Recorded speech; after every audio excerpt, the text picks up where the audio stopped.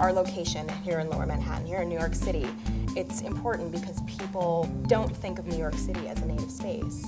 And yet Manhattan, all of America, this was a native place. You know, in essence, Native Americans were the first New Yorkers. I think what visitors are most surprised about, and when I've spoken to a couple of them, they always say, I didn't know there was so much. People come in and they think that, you know, they have preconceived notions of what they think that Indians are, and they're always thinking of like North American, like Plains Indians. I find that once they see how many different tribes there are, how different they are, they get really excited about it and they want to learn more. We encompass the entire Western Hemisphere, so the scope of the collection, the scope of the culture is enormous.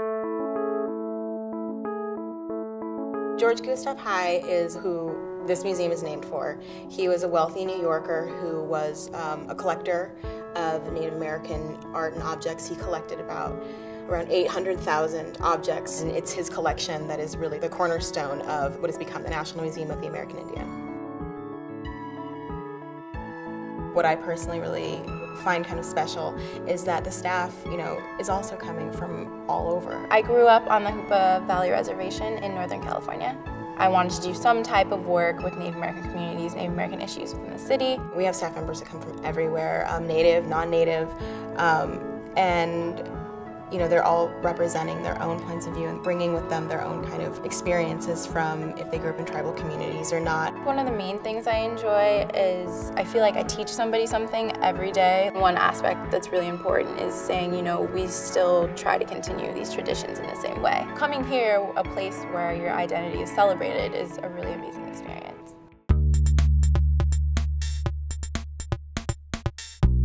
The history, the culture is very much intertwined with the history of New York City itself.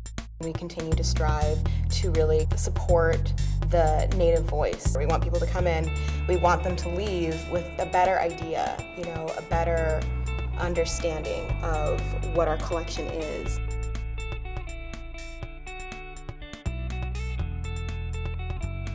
On our first floor, there's some private space that has been converted in the 90s to office space. We would like to restore that space and convert it into a 1,000 square foot education classroom, which would become our Imaginations Discovery Center. You know, we talk about having the stories passed down, having the culture passed down. Well, you know, who are you passing on to? You're passing on to kids. And they're going to be the ones that, you know, take it to the next, you know, the next generation.